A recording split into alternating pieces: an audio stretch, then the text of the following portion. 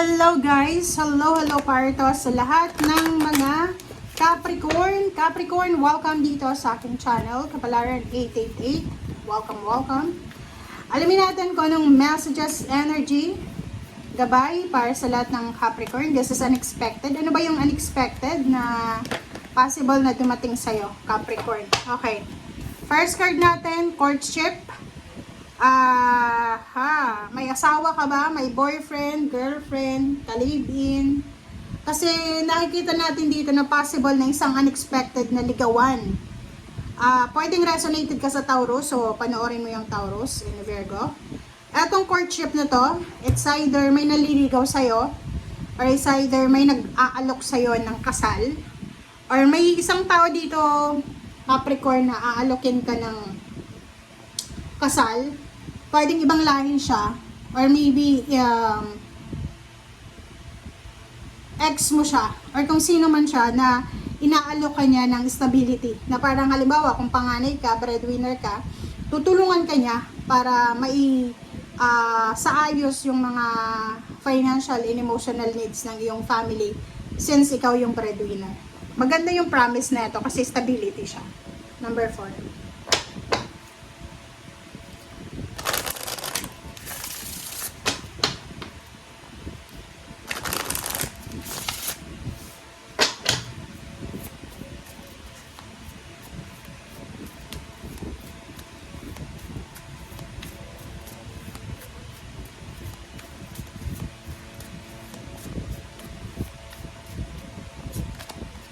Okay, ocean, ebb and flow. So, dito sa ocean na to, sinasabi ng baraha sa'yo, Capricorn, na sa kasalukuyan or sa mga susunod na araw, if kung ano yung nangyari, kung ano yung agos ng dagat, kung ano yung agos ng buhay, just go with the flow daw. So, ibig sabihin yan, Capricorn, huwag mong kontrahen. Okay?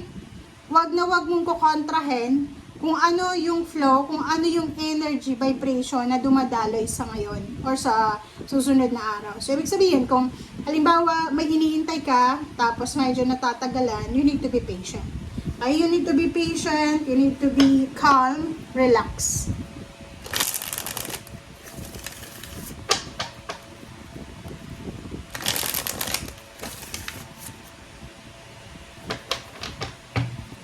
Alright. Capricorn. Chariot. Okay, ang ganda na ito. So, first 3 cards mo, sinasabi ng baraha dito sa third deck na may posibleng travel ka na pinaplano. Gusto mong lumipat ng bahay, gusto mong lumipat ng lugar. Kung may trabaho ka na, gusto mong lumipat ng company or employer or team.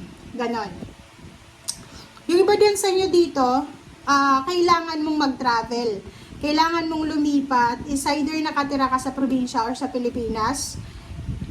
Sinasabi ng barahan na kailangan mong maghanap ng trabaho sa city or maybe sa ibang bansa. Kailangan magsimula ng bagong buhay.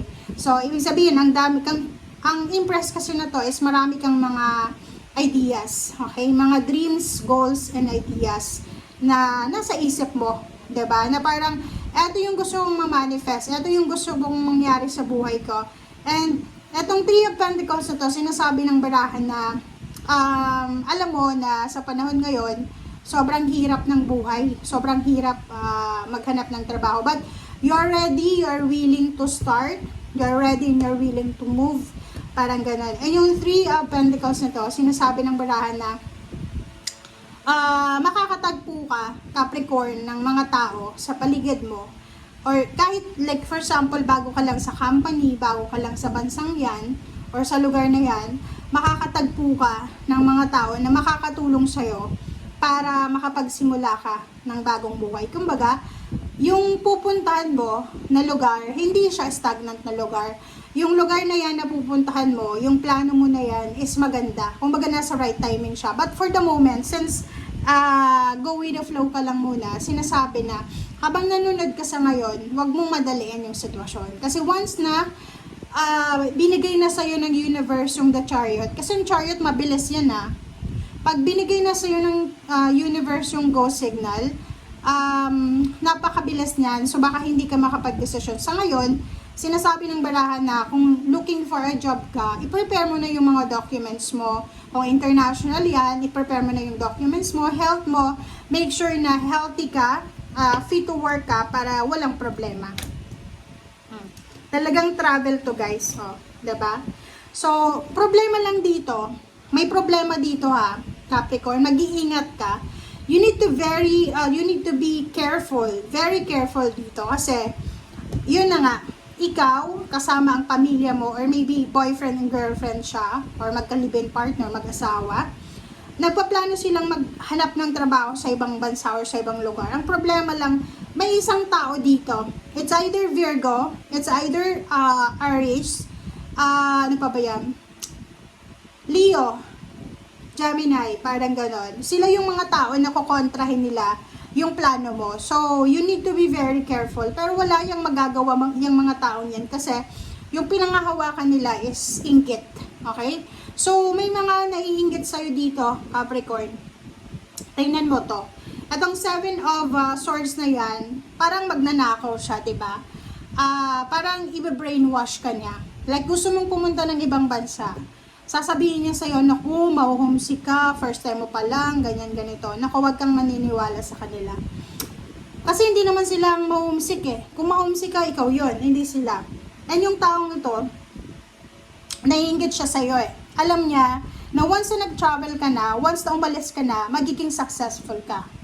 Once na umalis ka, magiging sobrang peaceful na yung buhay mo, parang ganon. And nandito yung 7 of Swords, sinasabi ng baraha sa inyo dito na magiging sobrang maayos yung takbo ng buhay mo instead na maging, kumbaga, kung ano yung iniisip ng mga tao sa paligid mo. It's either family members, either friends, or kung sino man to na naiinggit sa'yo. So, hindi mo masyadong nararamdaman, hindi mo masyadong naiisip na ang taong to ay mainggit sa'yo. Baka akala mo, nagkikare lang siya sa'yo. Diba? Parang iniisip niya na,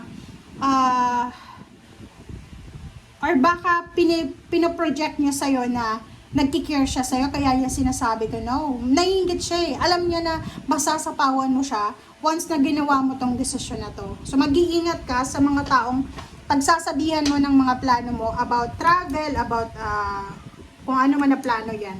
Okay? Oh, diba? Kita mo na, ang ganda dito guys, oh. Sa barahan to, diba? So, isang napakabilis na balita, isang napakabilis na confirmation, ang posibleng darating sa'yo, Capricorn. This one is Knight of Swords, napakabilis na balita. And yun, it's either may mag-offer sa'yo ng tulong, tutulungan ka niya, pwedeng patirahin ka niya sa bahay niya, tutulungan ka niya para pautangin ka sa mga expenses, tutulungan ka nga niya, parang i-recommend ka niya sa isang company, sa isang supervisor, sa isang CEO. And nakikita ko sa'yo dito na talagang siguradong-sigurado na yung travel mo. Siguradong-sigurado yung pagre-relocate mo, pagta-travel.